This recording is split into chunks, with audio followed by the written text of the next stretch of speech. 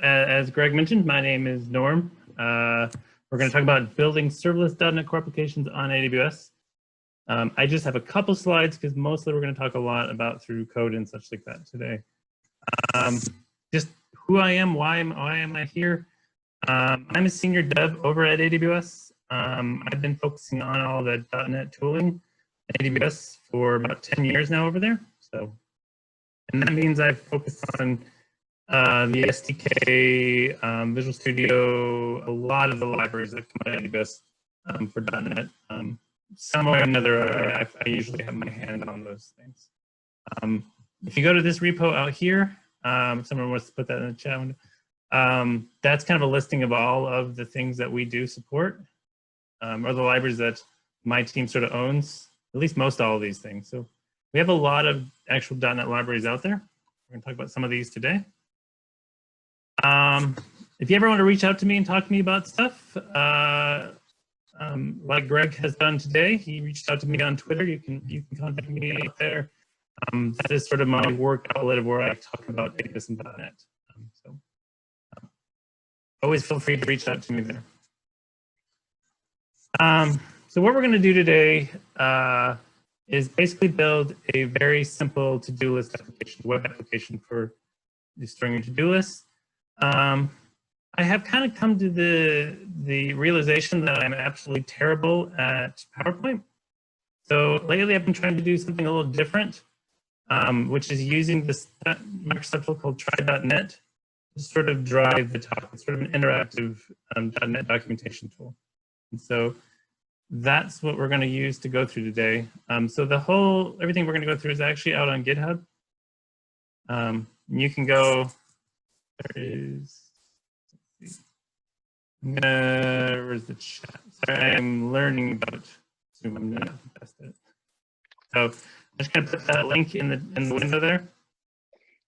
Sorry, Norm, real quick. I think it sounds like, and I was getting this on my end too. The audio is kind of coming in and out a little bit. I don't know if it's worth maybe trying to cut your video if that's taking up bandwidth, or if there's anything else you could potentially tweak. It's not like awful, but it's been a little back and forth. Don't know. I don't have much going on. I'm not sure what to cut, to be honest. So how bad is it?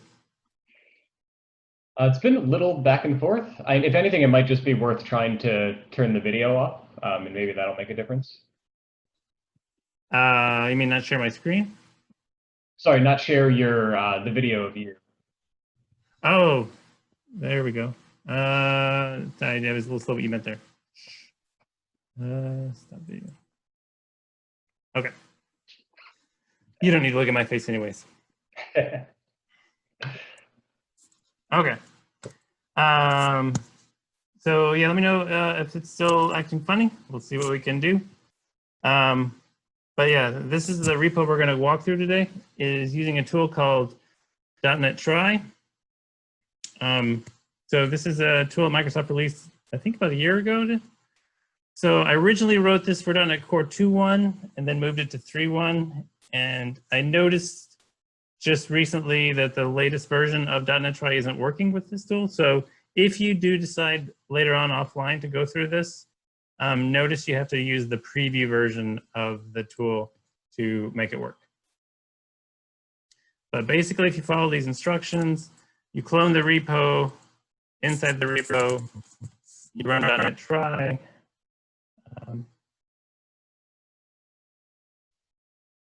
And we get the same repo.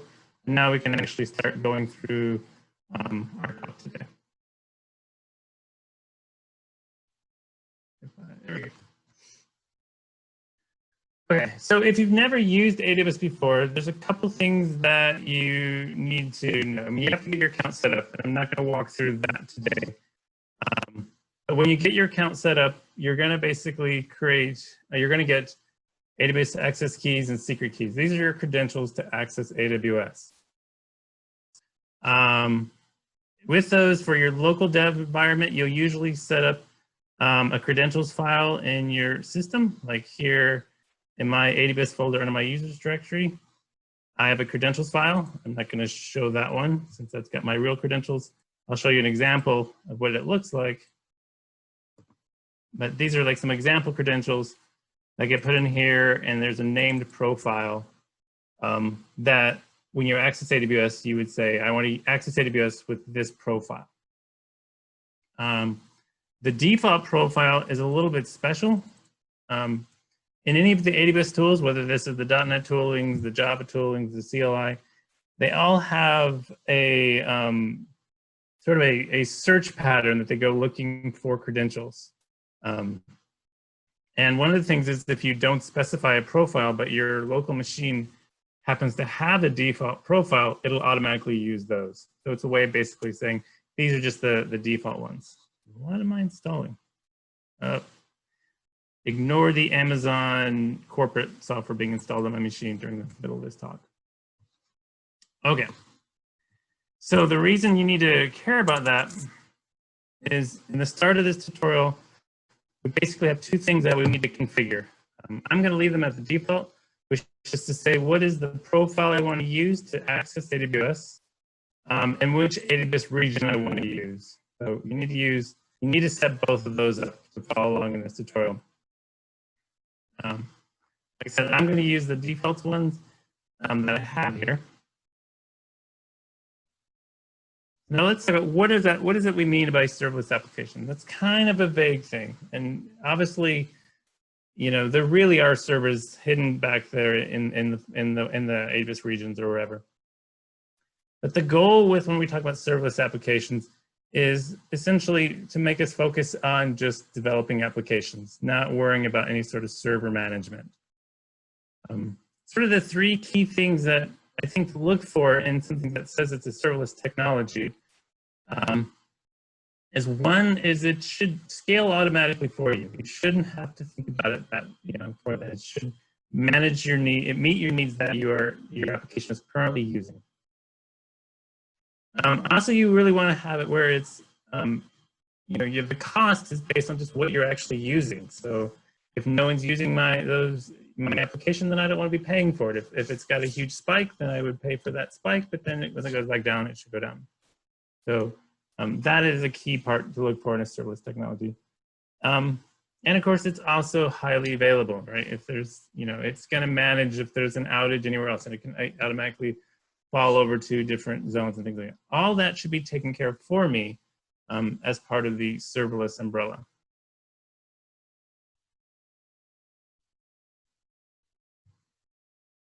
When it comes to AWS, a lot of people first think, when it's serverless, they'll think of AWS Lambda. That's like the first thing people think about. It's sort of one of the services that sort of drove the name serverless out there. And that's essentially the event-driven compute service. Well, it will go and just, provide the compute power as events come in. In reality, though, many AWS services kind of fit inside that umbrella of being serverless. When it comes to like data services, we have Amazon S3, which is their object storage mechanism. So this is, huge amounts of the internet run on Amazon S3. This is, your Netflix is running all the movies over there, and Amazon is obviously running all these things. Huge storage there. DynamoDB, this is the managed NoSQL database. So again, here's a service where I'm using this as a database. I'm not worrying about any servers or anything like that. The scale is taken care of for me by the service. For communications and stuff, we have also simple notification service for like doing sort of pub-sub architectures, and simple queue service for doing the queuing applications, as well as email services as well. So this is just some of the services that I kind of called out that fit under that umbrella, but many AWS services, I think, sort of fit under that serverless umbrella.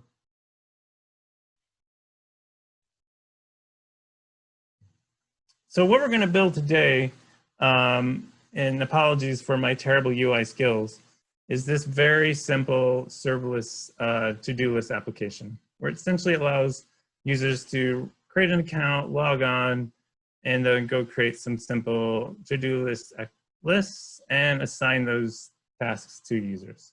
So it's overall a pretty simple application, but it's going to cause us to use a few AWS services and such. If you happen to ever check out that repository, you clone it out, the way that is set up is under the applications folder, there is a start and final version of our application. So eventually what we're going to be doing today is we're going to, I have open in Visual Studio the start application, and we're going to get the application to the final version and then deploy it to AWS.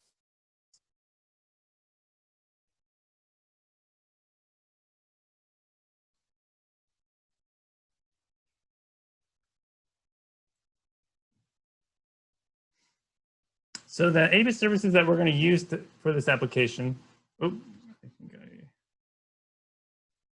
a little laggy here. For our application, we're going to use DynamoDB to store all of our to-do lists. We're going to use Simple Email Service to send out assignments, send out emails to say you've got work to do. We're going to use Amazon Cognito. This is a service to manage user identity. We're going to use a service called Parameter Store to manage configuration data. And then we're going to use Lambda as our compute service and API gateway to expose our Lambda compute power out to the web. So let's talk about DynamoDB. That's going to be the first big section we're going to really talk about. So DynamoDB, this is the managed NoSQL data store that we have at AWS. Everything is fully managed for you. All you basically do is you go to the service and say, I want to create some tables. When you create a table, you have to define what is the keys. Other than that, it's a schemaless system, but you do need to define the keys. And you optionally might want to define more indexes depending on your application's query requirements. Provisioning, you have two different modes you can do. You can do where I know what my basic read and write capacity units are going to be. And you can scale that up and down based on what you think the demand is. In that mode, you can, if you know your application is going to have a pretty consistent load that way, you can reduce your costs of using the service, because it's kind of like you're sort of, just sort of reserving that capacity, and Amazon can lower the cost there. If your application has much more spiky traffic, or you just don't even know what is going to be the demand on it, you can actually say, I want to create this table or modify this table to say, I want to pay per request. And then that way you're getting back to, it costs me nothing when no one's using it, but then it scales as the demand on the table goes up. So DynamoDB is known for being very fast, has single-digit millisecond performance, and it also has replication features as well. So it can really support a lot of your high-end needs. In fact, a lot of Amazon runs on DynamoDB. So to use DynamoDB with .NET, you're going to use this package out there called AWS SDK DynamoDB v2. The v2 came a long time ago. The original API changed, and we had to make a v2 just to support the breaking changes. Now I can't even remember what v1 looks like. It's been so long.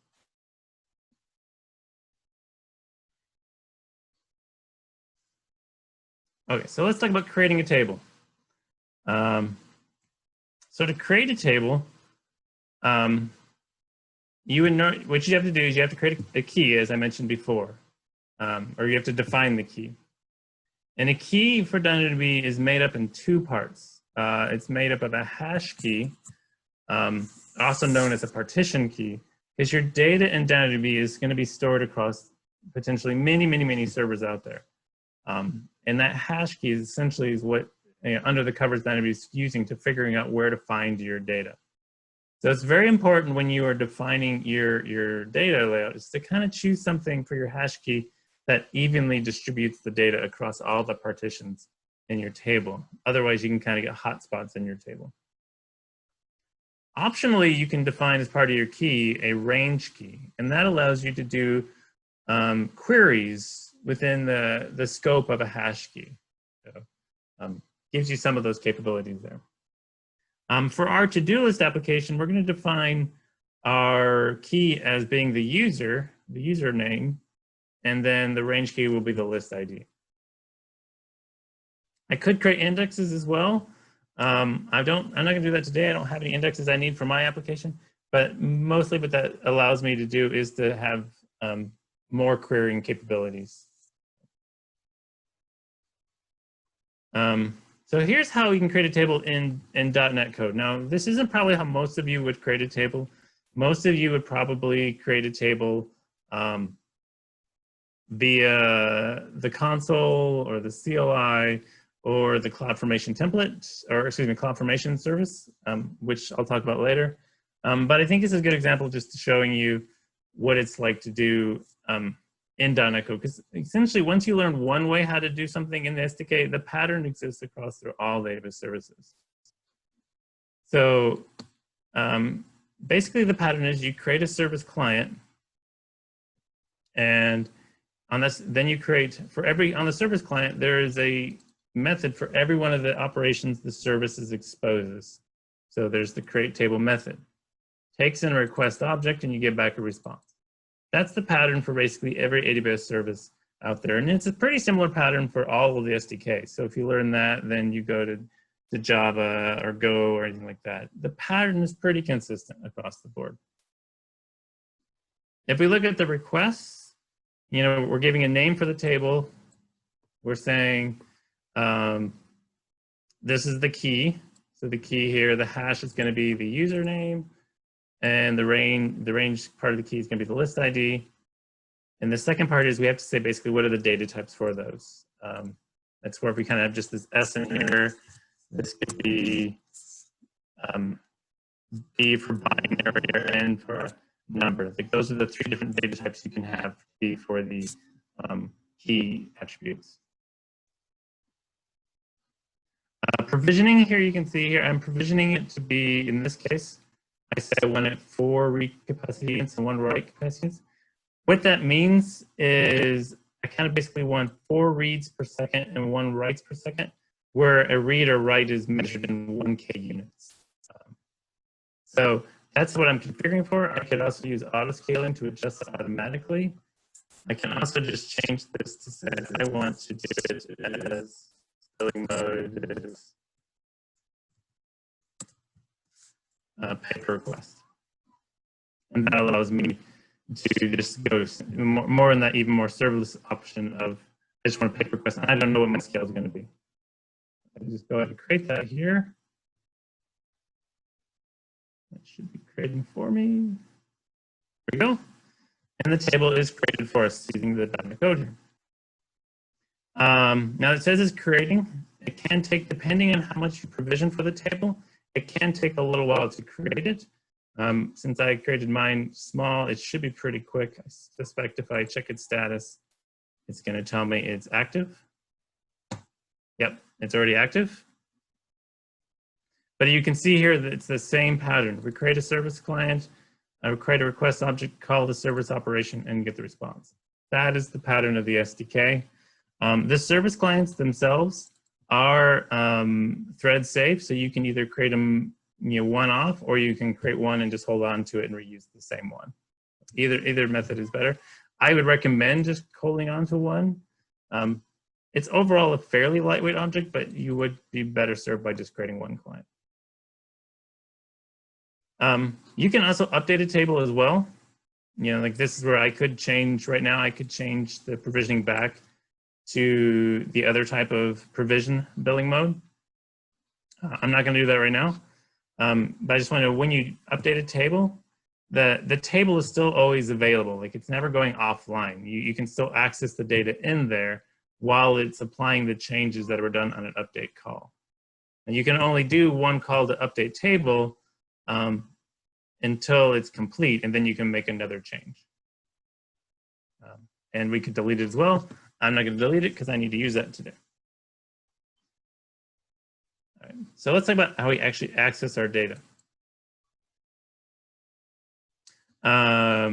So we have actually in the SDK, there's 3 different ways you can access your data from .NET. The first is the service client method. It's kind of using those same operations that we just saw before, where on that service client, there's a one-to-one mapping of all those operations. it exposes all the functionality. So if you want to get closest to the service, that's the one to use. But we also have what we call the document model. You can imagine that's like basically I have a dictionary of data. I just want to create and I want to save it to the table, and it takes care of figuring out all the right data types to save it as. The other option is the data model. This is the one that we're going to use today. The data model one allows us to basically have just your regular .NET classes, your POCOs, and using a context object, just save those to DynamoDB. And it takes care of setting all the, or doing all the conversion from the .NET type to how DynamoDB expects. So it kind of reminds you of the Entity Framework's context object.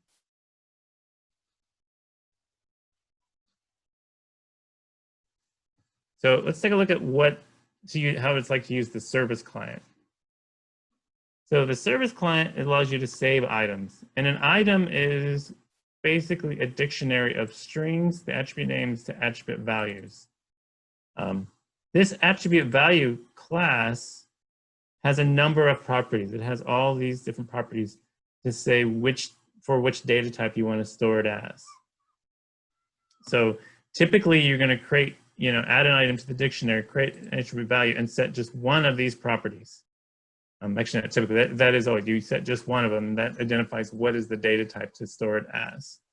So if we look at our put item request, here we can see we create our request object, and when we create our item, we create that dictionary, and here's all of our values, right? So if our user is a new attribute value, we set the S property here. Or if it's completed, we set the bool property. We can do lists as well, and it sort of nests as well. And you can do maps as well, so you can do lists and maps. So you can kind of create pretty complex structures here. So that's what you do to actually save an item using the service client.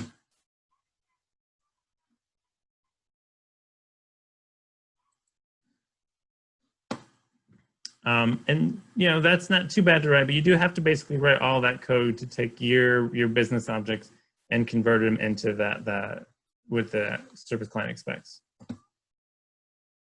To get an item, you basically again create a request object, specify the key information, and we get our response back.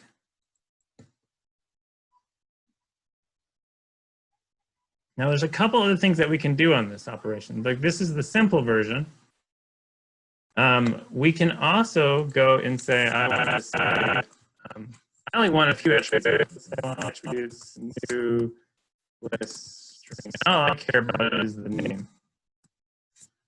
I can do that and just return just the name. The reason you might want to do that is, again, we talked about the read capacity. This is that's how you get charged when using DynamoDB. So if I only bring back a subset of the attributes, then I'm only using the read capacity units for just that part of it.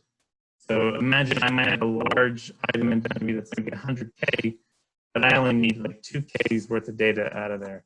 So that's a way to sort of trim down what you get out of there to reduce your cost. The other thing you should know about is I can fix read. What this means is DynamoDB is an eventual consistent system, meaning as soon as if I do a put, I'm not guaranteed immediately if I do a get that value back. DynamoDB will still be spreading the data across all of the replications. You might do a get, it might have one of the replications that hasn't been updated yet. So if your system can't handle that fact that there's that small window for the eventual consistency to keep up or catch up, you can turn on consistent reads. The cost of that is when you turn on consistent reads, it uses twice the read capacity units to do that operation. So you have to sort of decide in your application, can I get away with working with eventual consistency and save cost, or is my application can't handle it, in which case I need to turn this on. So let's talk about updating an item. So we looked at put before. And put replaces the whole object. So if you had 10 attributes on it before and then you put it with 5, it overwrites the whole entire thing with that one. Update allows you to just change a subset of those attributes, which again can reduce your write capacity units used if you just update just the ones that change. To do an update, you actually write what's called expressions. So, with our request, we first identify the actual item we want to update, and then we write this expression to say what we want to change. What this expression is saying is I want to change the in variable with the name variable, and I want to remove the C variable. So these variables are then replaced by these maps down below. So the #n is replaced by the name attribute of the actual item, as well as C is completed. So basically what we're doing here is we're changing the name and we're removing the completed flag. I think doing it this way, putting these variables, allows us to escape or avoid any sort of encoding issues with the application. Okay, some chats here. Oh, looks like Steve is answering things. So I can call update. That has set that up there. So now I think I changed the name to be updated list. So if I go back to my get operation, I should be getting, it now says updated list. So this is overall how you use the low-level client. Oh, there's one more operation I want to show, which is the querying, because we need to know about that today. Querying is where you're going to query all of the DynamoDB items within the scope of a hash key. So you call the query operation, and you will actually specify what is the key condition in here. And I could actually, in my case, my query is pretty simple, because all I really want is give me all of the list for the user. But I could have specified as part of the key condition, it's say like, this is the hash key, but also my range key is greater than or less than or contains, and things like that. So this is going to go get me basically all of the list for a user using this operation.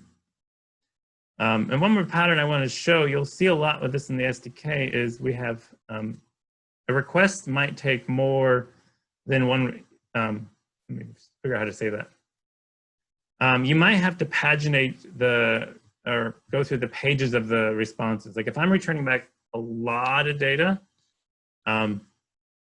then you might, in this case, have to see, is there more keys that need to be processed? In which case, call the operation again, passing in that last evaluated key back to the request and keep going through. You'll see this pattern across a lot of the SDK operations that return back a lot of data. But this should give me back my one item that I have. Yep. So we only have one. I think if I go back and create a new one, so let's create number 2 list item. That's saved. So now if I query, I'll get both items. You can imagine this is kind of how we kind of build our tables in our UI to get the list. And then there's the delete, which works kind of as you expect. Things to also think about when DynamoDB is we could do indexes to do querying off of other attributes besides the key. And if you really need to, if you need to go and search the whole table, you can do a scan across all of the hash keys. Keep in mind though, that uses up a lot of read capacity units to scan the whole table. So if it's a small table or just something you're doing for analytics, that seems fine. If you're building like an online transaction system, I would avoid scans as much as possible on large tables.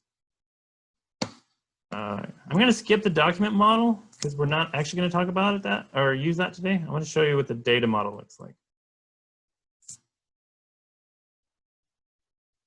So here is probably an interface that you're more used to, where I just have created my classes. Here's a couple classes. I have my to-do list class, which even has a collection of to-do list items in there. And what the data model lets me use is just work with these classes here and save and get things into DynamoDB. So our context object that we'll create will take care of the job of taking our POCO and translating all these properties down to those DynamoDB types for us. So it's a lot easier to think about how we want to do things. To create our context object, you essentially just go and create that, passing in a DynamoDB, that service client in there. You can pass in a config object where you can say whether I want consistent read or not. I would always recommend just always setting this to V2.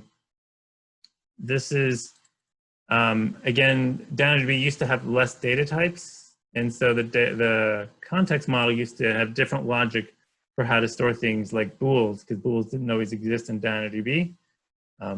To be backwards compatible, we had to make a flag to say when I want to opt into the new data types. So if you're doing any new project, you should always just set this to V2. Then once we have the context object, you're kind of doing what you're used to doing.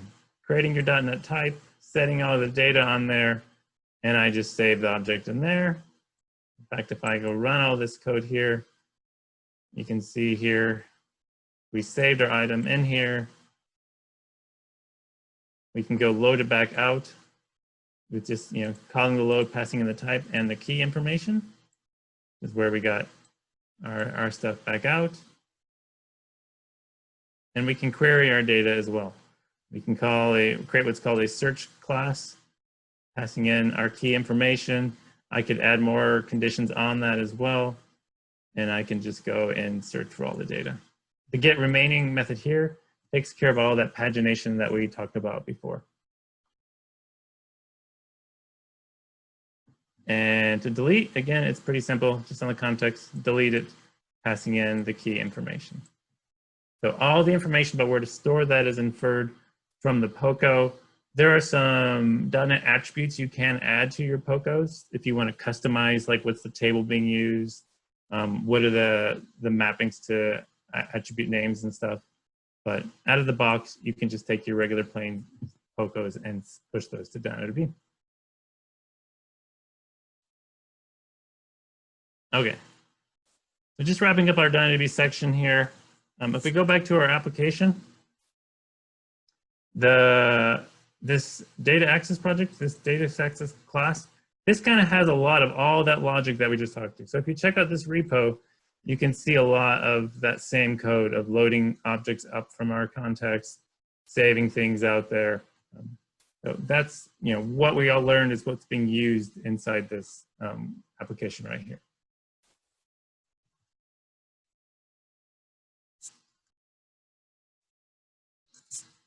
Okay, so now let's talk a little bit about Lambda in this case.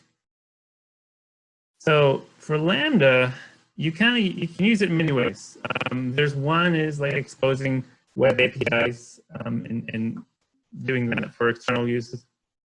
A very common thing is also to use it to respond to service events. Many AWS services out there actually fire off events for when there's some change being made to the service. And you can hook up a Lambda function to that change to be able to do some logic based off of those new changes. I'm going to take a drink of water for 1 second.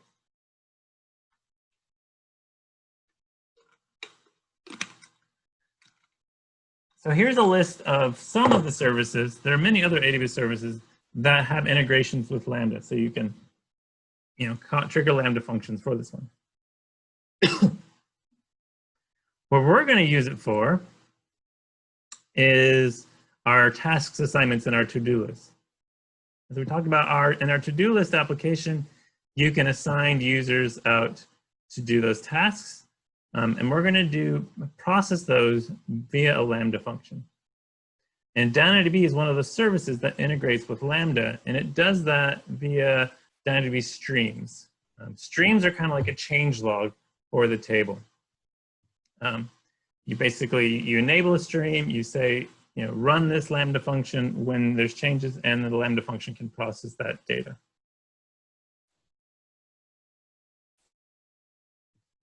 So to do this, we need to update our table. So to enable streams. When you enable streams, you've got a couple ways you can do that, or modes you can set it up. This is in our call here, you can see update table, and we say this is the view type for it. I can say I want just the keys and add it to the stream. And that's the way of saying, hey, I only just want to know when something has changed. That's all I care about, is knowing when that is. In that case, all you need is the key information.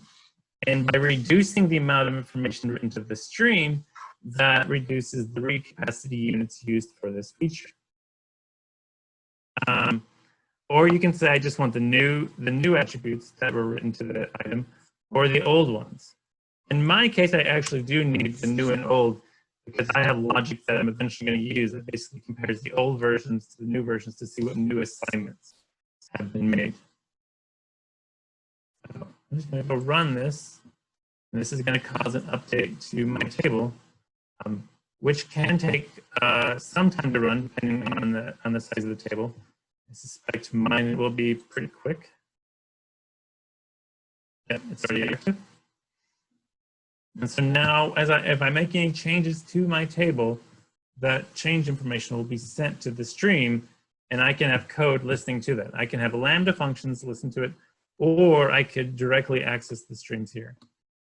Here's some code that is, I would not call this production quality code. It's just sort of an example of what the code would be like to actually read from the stream.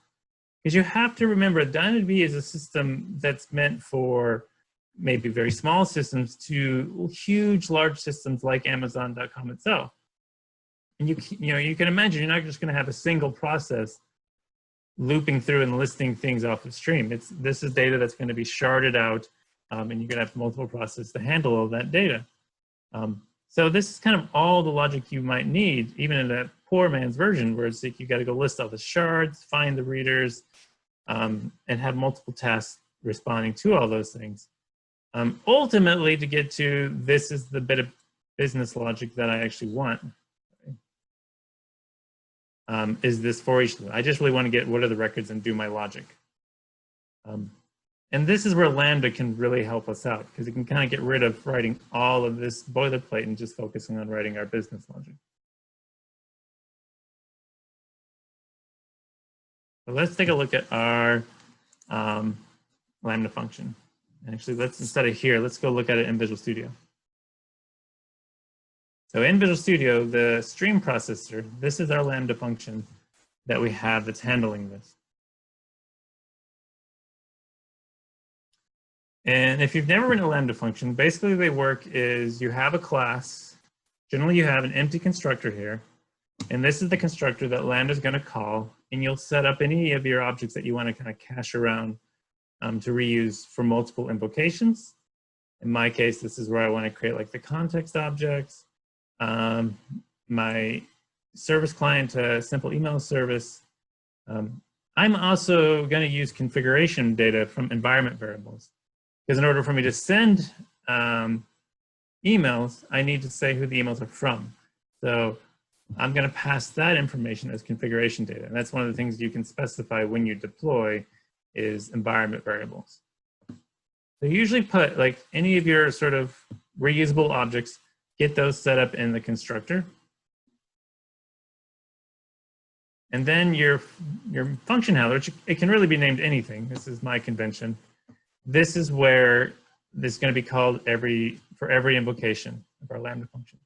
And you can see here now right away, I'm just writing my for each statement. All that other boilerplate code that we talked about before is gone. And now I'm just getting straight to my business logic of looping through the change records that have happened inside my table. So here, I'm not going to go through this code too much, but basically my code is going to go compare the old version and the new version of our items to see who should get emails out there. And then we're going to go send out those emails out to those users. Yep, there's our call to SES send email. Okay, so let's talk about how we can deploy this. I'm going to deploy this today through Visual Studio. You can also do it from the command line. I'll talk about that a little later.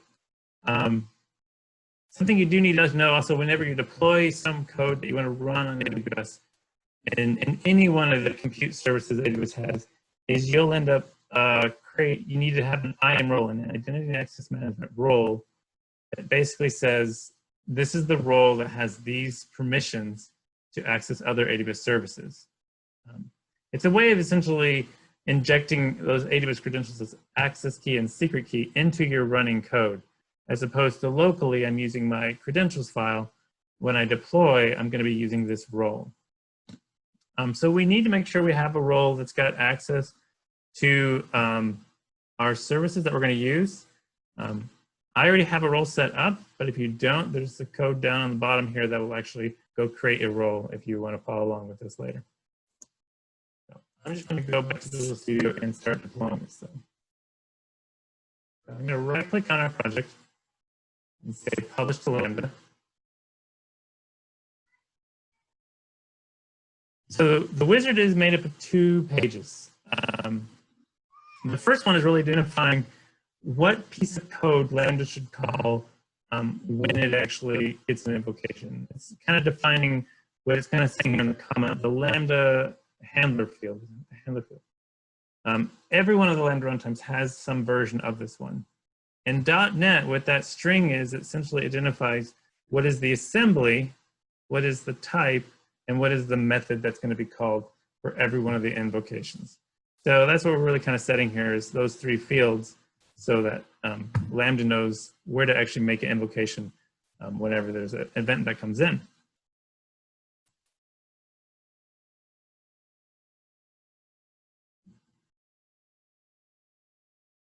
The second thing we got here, page, is here's where we have that role. This is where I've already created my role. This is the role that's going to give me access to reading items from DynamoDB, sending emails out through SES, as well as some of the default Lambda role permissions that you want, which is writing logs to CloudWatch logs, and something else that I'm drawing a blank off the top of my head. We can also specify environment variables. So this is where I'm going to say I want to do an email, and I put my junky personal email. No email ever gets read from there. Execution here. This is the memory setting. I always feel this field is a bit confusingly named, because really what this is this is the vertical scaling of your Lambda function. How much memory you assign to it also determines how much CPU power is put behind the Lambda function as well. So you can adjust this, this to any value to match what your needs are. I'm not going to go into VPCs or anything like today. I'm just going to push upload. And that's going to go and deploy our application.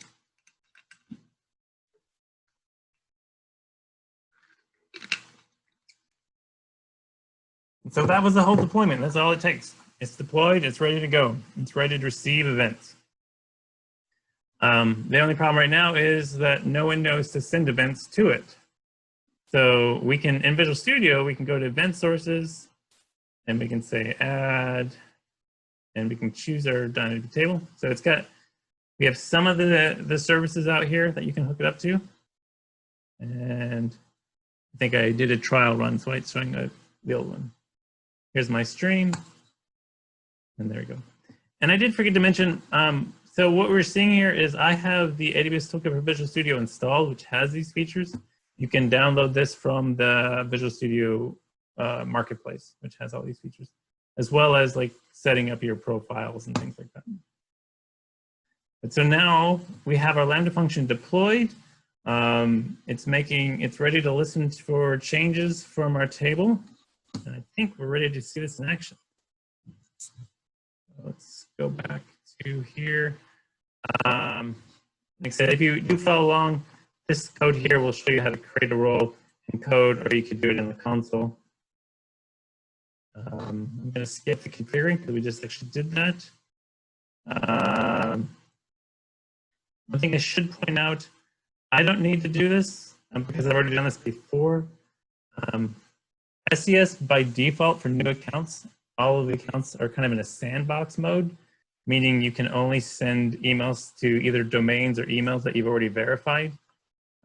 It's kind of their way of like making sure the service isn't like being abused. And so once you've got yourself set up to know that you're sending the right emails, then you can make the request to SES to say, I want to be taken out of the sandbox. My emails have already been set up that way, so I don't need to set that up myself.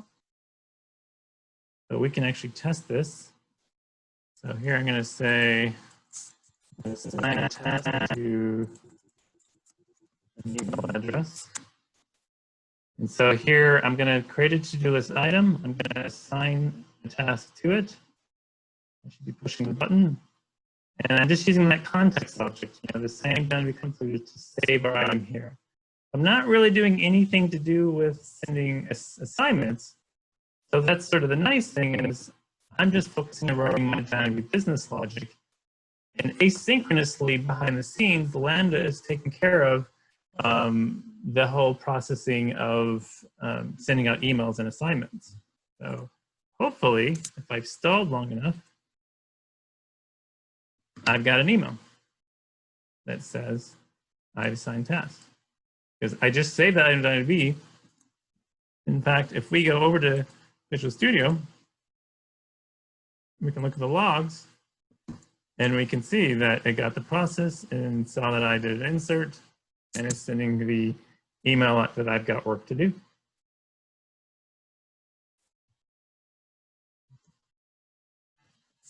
So that's a good way of using Lambda to sort of create those asynchronous microservices application where you can just kind of glue these services together and not have them all so tightly integrated.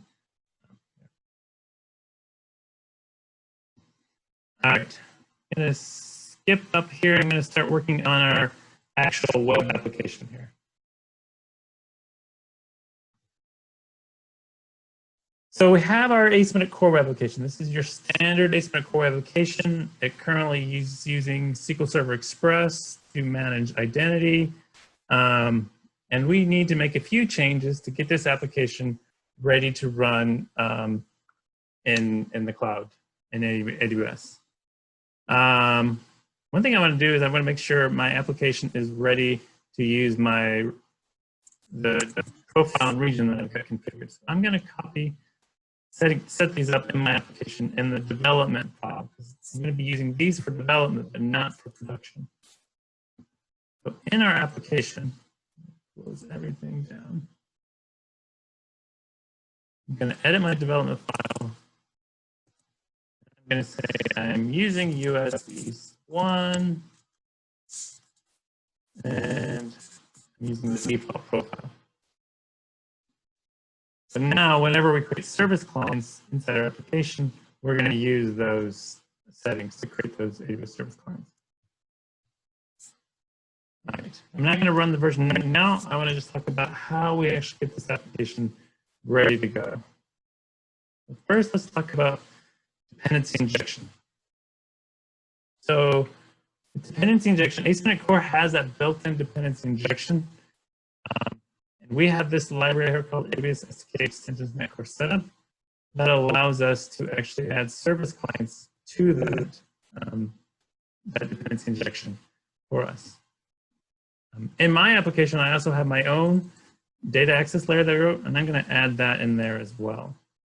So if we go look to see what that means, in my startup class, I have the AWS service in there and my business logic here.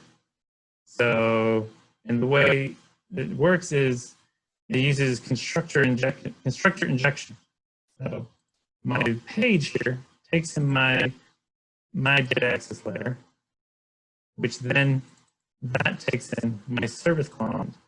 And the .NET Core dependency injection system makes sure that all of those constructors parameters are actually satisfied.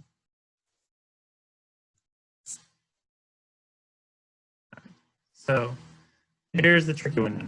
Now we need to get rid of SQL Server because that is a much harder one to do serverless. And what we want to do is we want to use Cognito for managing that for us. So I'm going to have to put a few more things of configuration modification. To do that, I'm going to take these three fields, and get them set up in my application. A user pool, client ID, and a secret, client secret. Now I need to actually go create a user pool to get those values. Create a pool. I'm going to go to the console. Say Cognito. This is the AWS console. I'm going to create a user pool.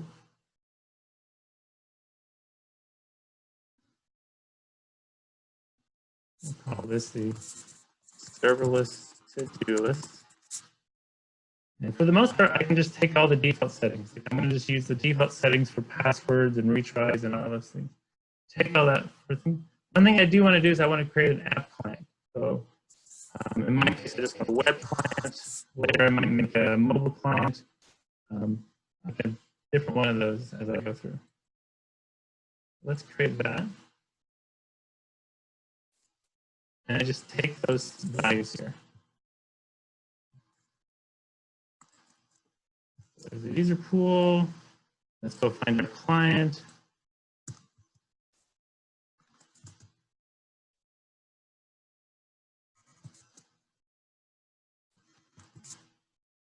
There we go. Now our application has its configuration data. Now we need to actually add the code to use Cognito.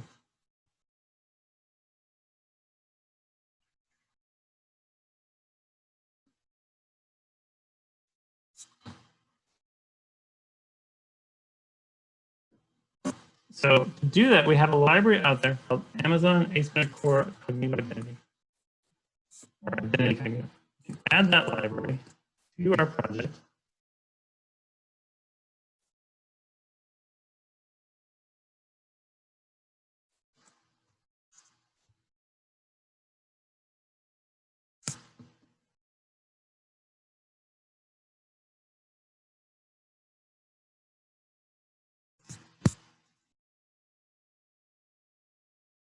Then once we have that library, we have to tell the startup code to use that. So if we look at our startup code by default, this is what the Visual Studio project templates. So they put all this code in there to use SQL Server. I'm just going to replace all that to say use Cognito, and then they'll update all of the backend code to use that to manage all of those authentication and authorization attributes in your code. There's a couple more code changes we need to do though, because in our case, the default case uses a class called identity user in a few places. We need to update it to use Cognito user. In fact, in the default project templates, there's just one place that's done. It's in this shared logon partial. You might have other places you're using for. So any place you're using identity user, you need to replace it to use Cognito user as well. The last thing we need to do is actually add the UO scaffolding here. I'm going to just do this really quickly because I think I'm going a little long. I'm going to paste my UI in here for this. But the built-in UI that's in Migrating Core is all using the SQL Server-based ones. I want to use UI that uses Cognito. If you check out this repo here, there's a samples repo that has the UI that you can use that's using all of the Cognito code you need to use, and then you can customize it any way you want. Other than that, we're good to go. We should be able to actually launch this application.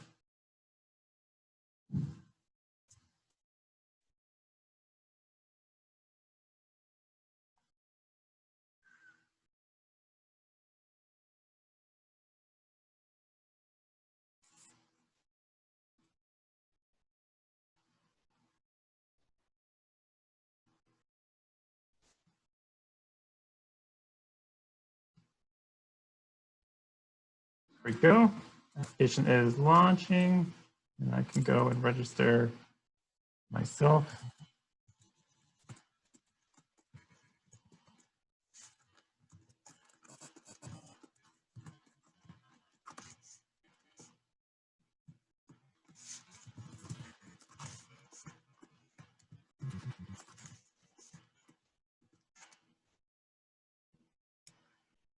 And there we go. We have created our account. It's currently in there listed as an unconfirmed user. In fact, if we go back to the Cognito user pool, we'll see that my account now is in there, unconfirmed. I should have an email address or email saying you should go confirm it.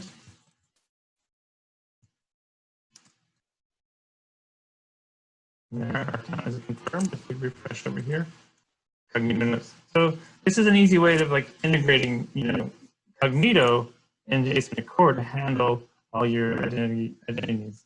And Cognito has a lot more features for also hooking to social identity providers like Facebook and Twitter and stuff like that.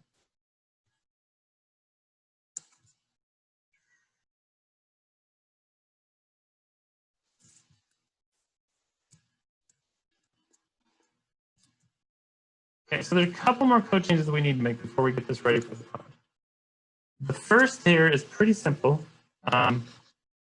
When you do logons and things in forms inside Async Core, the data protection framework inside Async Core uses cryptographic keys to create anti-forgery tokens in your application. That works fine locally by just storing it in memory or maybe in your app data folder under the covers for you. But when you're running inside the cloud and you're changing all the time which servers are running on this, you need some way to sort of keep those keys in sync. So what we have here is a library called Amazon Async Data Protection to synchronize all those keys using parameter store from Systems Manager. So for that, I'm going to add another library.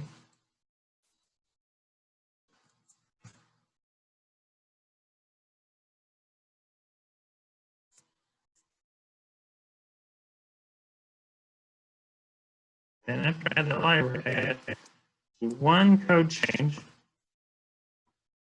which is to say I want to register that as my data protection library. So basically what it's going to do is now when I run my application, it's going to store all my keys in parameter store. And I'll show that later when that actually runs. That's all the code changes I need to do. And now all of those encryption keys will be in sync across all of the processes that are running my application. The other thing I want to do is I want to externalize my configuration. And that's another where we can use Systems Manager for that.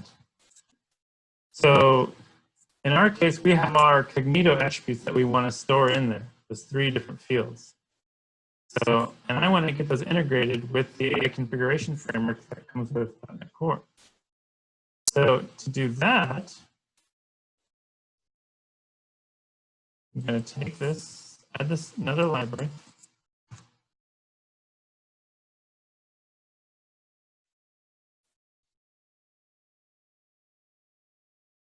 And then once I add that library, there's a little bit of code I need to add in at the beginning, which adds Systems Manager to the configuration builder.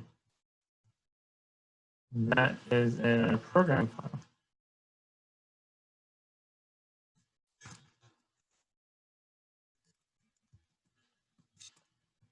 So what this is saying is now store all of the keys, grab all the configuration from Systems Manager, everything started under the serverless to-do list, and incorporate those into our configuration system. So this is how we can externalize those and be able to pull those in from a different system. And I can also configure this to maybe reload this over a certain amount of time. So I can have it check for changes and then maybe make changes without redeploying my application.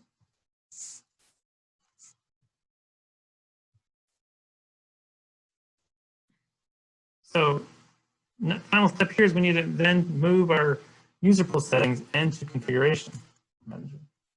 So again, you probably would use the console for that, but you can see this is how you would do it using the SDK, creating service clients and calling the put operation. So I'm going to go and copy my fields. I care about user pool.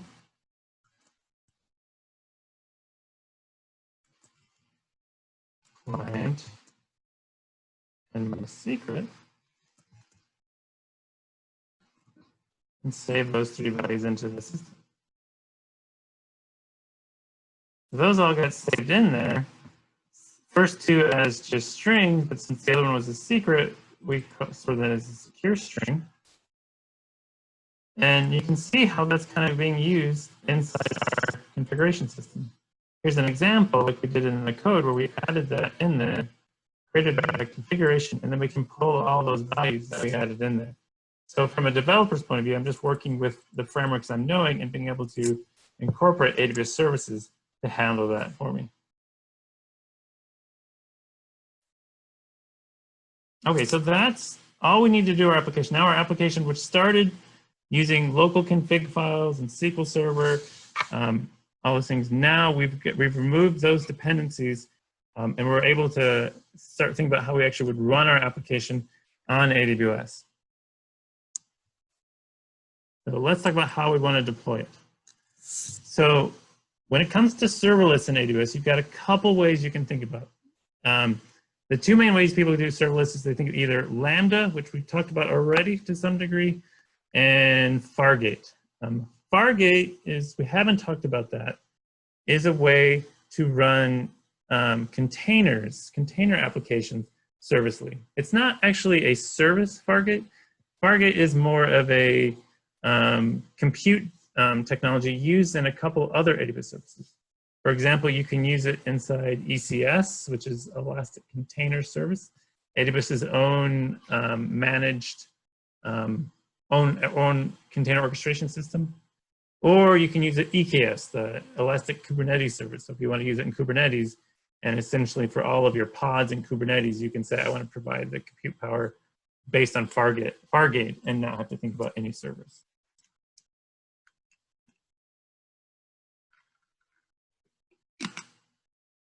So when it comes to deciding which one to use, you have, these are the main ways that I'd look at it. Cost, Lambda, the cost is just purely based on how long it takes to run your code. You pay per request and how long your code runs. Fargate, you're paying for however long you decide to run your containers. It's going to run in that way. Scaling, you have with Lambda, Lambda is great for horizontal scaling. Actually, that's where it really shines, is that capability. You're not thinking about any of that, how many containers or anything you want. It is purely just, as you get events, it's going to add whatever compute power is needed to handle the current number of events coming through. Vertical scaling, you have some control over that with that memory setting, which can go from very, very small to very, very large. So you have that control. Versus, when you're in Fargate, your scaling is, again, you can spin up as many Fargate instances as you want. You need to make sure you define the right rules for when to do the auto scaling. And memory settings, on Fargate, you can choose how much memory and CPU. It's kind of like Lambda is, but the 2 knobs are separated. You have to choose how much memory and how much CPU you want on there. So performance is where things generally come down. With Lambda, you will occasionally have cold starts. This is when your application gets a first request to some new Lambda compute environment, it's going to spin up that environment. It can do that really fast, but depending on your needs, it might not meet your needs. So that's the point you have to sort of decide, can my application handle those cold starts? In a full production application, you shouldn't see that many cold starts because you're getting a constant load of those things. When you're in more of your dev cycle where you're tearing things up and down and waiting, you'll see more cold starts there. Versus if you go to containers, you're not having cold starts, you're just spinning up your containers and they're running there as long as you want. All right. So my general advice, though, is first see if Lambda will work for your needs, go with Lambda. Do the evaluation. If it works, use that. You'll enjoy the easy scaling and the pay per request. If it doesn't meet your needs, then easily fall back down to Fargate. That's the general way I would recommend when you're doing your investigation. So for the last part of this talk, we're talking about deploying the application. And like I said, you could do it either through Lambda or Fargate. I'm going to just talk about the Lambda deployment today. And so let's take a look at that. So we are going to actually deploy our ASP.NET Core application as a Lambda function, which is a bit different than what we saw before. Like before we saw Lambda functions, or this is like your hello world Lambda function for making a REST API, where it's you take in a request object and you return back a response. You do whatever logic you have for that particular path, and then you use API gateway to basically define what is the resource path and HTTP verb that I'm going to call this particular Lambda function for. So that's like the, when I'm ready to do my own sort of full-on microservices application and define each one of those endpoints, that's how you would do that situation. For ASP.NET Core's case, it's a little different. What we do actually for that is we use this bridge library that we have to essentially translate those request and response objects to what ASP.NET Core expects. So we're still working with an ASP.NET Core application when we do this. So what it ends up being is typically you would have something like for an ASP.NET Core, something like IIS and Nginx in front of Kestrel talking about ASP.NET Core. In this case, we put API Gateway and Lambda to replace those first two blocks. And then we're just working with ASP.NET Core in our application. So this is a question that I get fairly often, and it's a good question to ask. The question is whether doing the ASP.NET Core and Lambda is an anti-pattern. I'm always of the view that every team's got a different set of tools that are right for them. For some teams that are ready to go full-on microservices, have the full architecture, know all that, then yes, they should probably use, design it a different way. For teams that have already know how to build ASP.NET Core applications, already have something, or just really like that development environment of building ASP.NET Core applications, then I think this is a very valid library to use. So, I leave it up to users to decide like what is the right thing for them to be productive and get their applications done quickly for them. All right, but to deploy our application, we have a few things we have to do. We're going to make a couple code, or actually really one code change. We're going to add a library. Nope, not adding a shared project.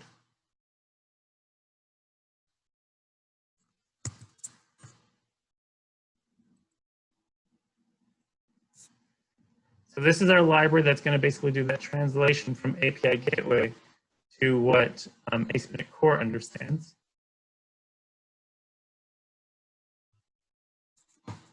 And then we have to add one new class. So it's important to know when we're making this code change, we haven't affected how you run the application locally. And that's why a lot of people actually like to do it this way, is that they know how to build their ASP.NET Core applications.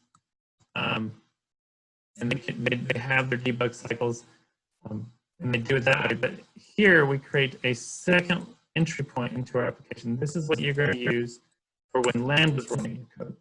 So it's like the Lambda's version of your program CS file, where we set up the web host builder.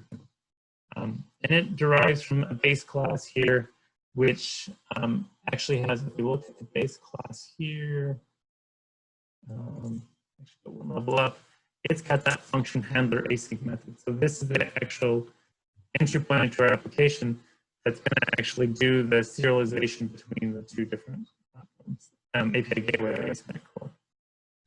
So when it comes to our when we tell Lambda what we're going to call that Lambda handler string, we're going to pass in our front end as the assembly.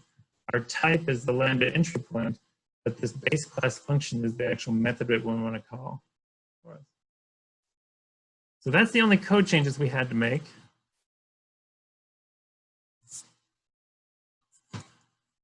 Now we need to figure out how we're going to deploy it. And this time we're going to use CloudFormation to deploy it. Before we deployed our Lambda function for our streaming, DynamoDB stream went straight to the Lambda service. In this case, we're going to use CloudFormation to do the deployment. CloudFormation allows us to basically define all of the resources as a template and deploy it together as a unit. I'm going to go and add that to my project. New item. It's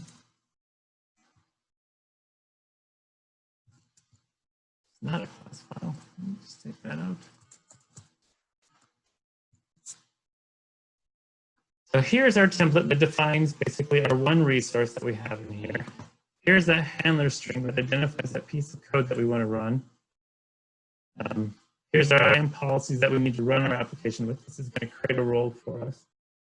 And it sets up our API gateway for us. It's going to say, and this is what's different. Before where we said, you'd say which resource and verb. In this case, we're basically just saying it's a wildcard. Send all paths and all methods into ASP.NET Core, and the ASP.NET Core handle the actual dispatching to the right piece of code. Your web API controllers or your Razor pages, whatever that is, it's going to take care of that for us. Okay. I think we're getting there. The last thing we need to do, because if we right-click on our project right now, it's not going to tell us to deploy to Lambda. It's just going to say to Elastic Beanstalk, which is another service we have. If you want to deploy in a more classic way straight to virtual machines and straight to EC2 instances in this case. But we want to deploy to Lambda, so we need to tell it this is a Lambda project. So that's updating the project type. We're going to say it's a Lambda project.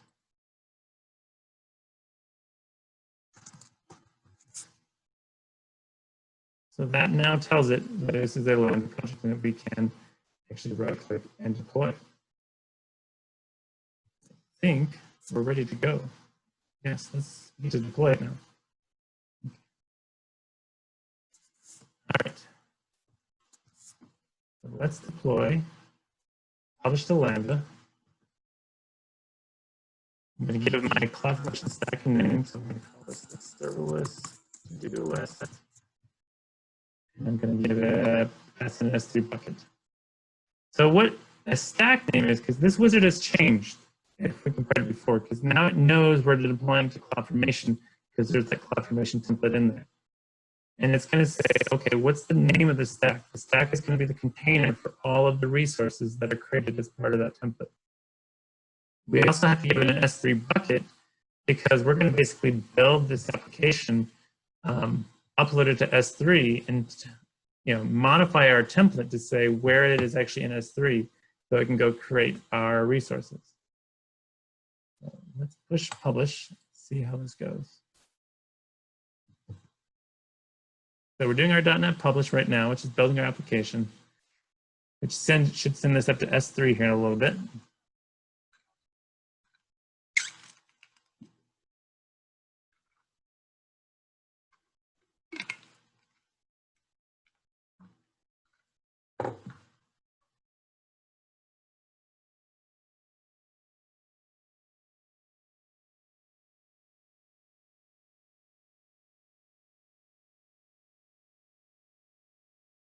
And now that it's up to S3, we're telling CloudFormation, go create that stack.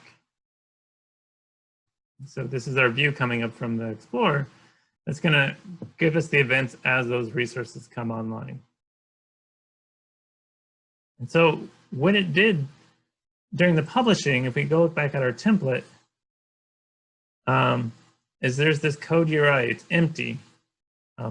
What happened was it uploaded it to S3, and then it took a copy of this template in memory and updated the code URI to point to where those bits just got put up in S3 and told Lambda, so Lambda knows where to find the actual bits to deploy in there. And I could have multiple Lambda functions here. I can also define more resources in it. Like I might want to define my DynamoDB table. So like, let's say let's create my magic table here. This is my to-do list. And define all that information here. And that's kind of what I meant before. Like, you probably won't create things like tables in .NET code. You probably would use something like CloudFormation. We also have a new thing out there called the CDK, which is a concept to create all of these informations as well. That's a whole nother topic we could have another day. But it's there. And it's also kind of a cool feature, I think, we have in Visual Studio that we have that IntelliSense that tells you what properties you can set on everything here. Like, I can set the billing mode to. Okay, probably stalled long enough to see that the stack is created. So that took pretty quickly because I didn't have much to create in there. And you can see these are the resources that were created as part of this template. This is a simple template. You could imagine a much more complicated template that's being created. You should be able to click on here.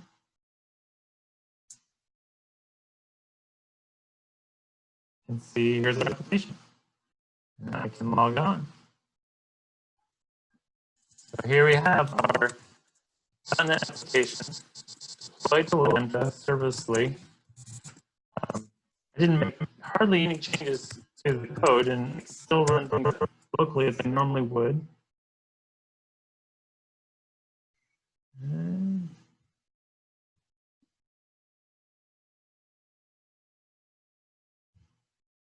have a little bit of excitement here. Type something wrong. And we should have been seeing, I don't think I showed, an parameter store.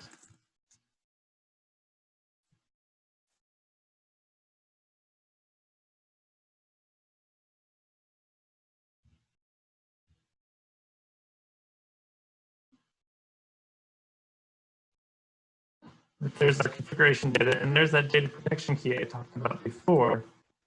That got set there. I'm not sure what happened with my alarm. I'm going to try one more time, see if I made a mistake there somehow. Not sure what happened there. There's always to be some little demo failed. Here's a, we can create a list. So let's say we can see the final demo. Add a task. Let's see. The UI. I will assign it to myself, which will probably never happen since I can't make any pretty UIs. But so here we go. We have our application all running on serverlessly. When I stop using this tonight, I'm not going to be paying for anything. This here, when I created that item, it saved to DynamoDB. It triggered my other Lambda function to process those events to send me emails to go say, make something pretty. So you can see how we kind of broke our application up into different parts, and they're not really tied to each other. And that's sort of it. It works.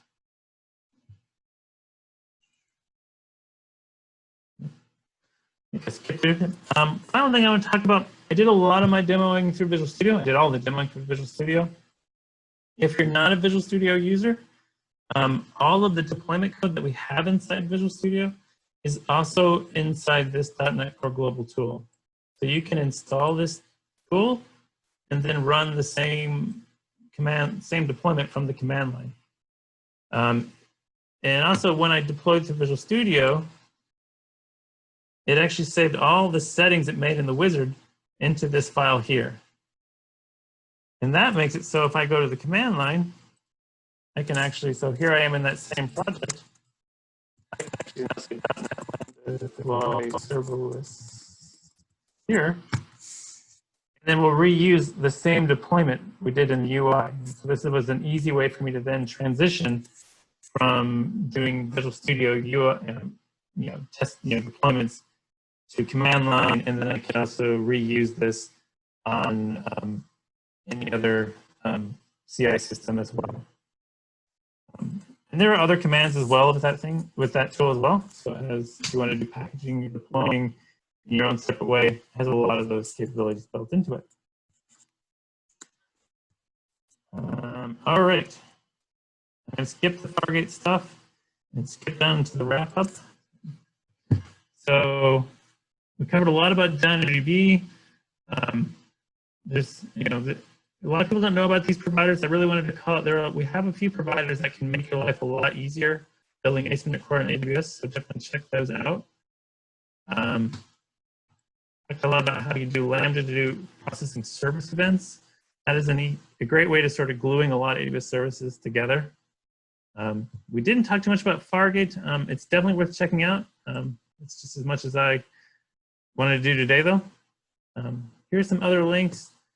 I would actually recommend just checking out this repo, because I know I went way faster than probably everyone could absorb all at once. But hopefully this gave you enough to know what to go play with and how to go learn how to do this stuff on your own. Here's some other links out there for you.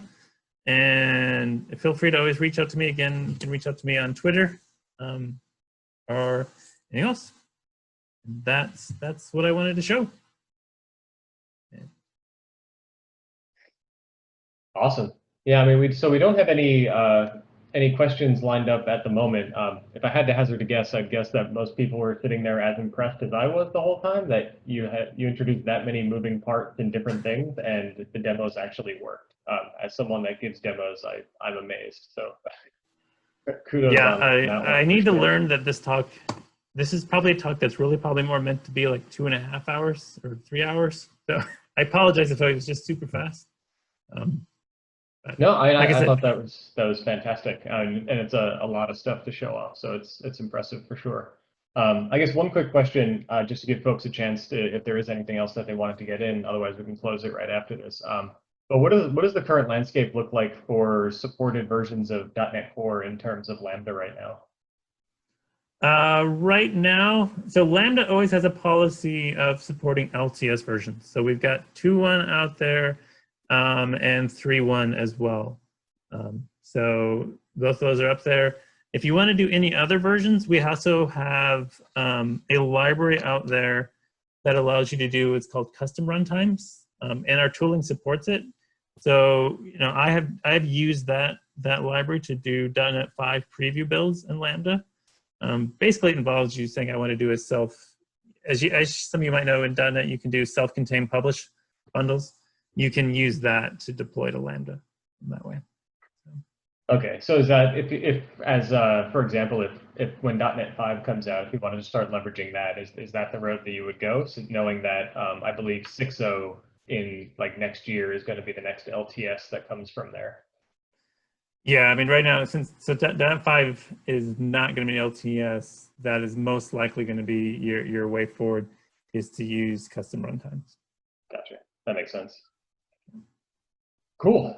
So we don't have any other open questions here, and I think, like you said, you got through a lot of awesome stuff. So I just wanted to say thanks again, Norm. That was fantastic, and really appreciate you taking the time out to go through all that. Yeah, thanks for having me. Absolutely. And seriously, thanks again for everyone who tuned in and stuck around and participated. Really appreciate everyone being still interested in doing these sort of things and hanging out. Hope everyone's staying safe and healthy wherever you are, and we hope to see you real soon. But have a great night. All right.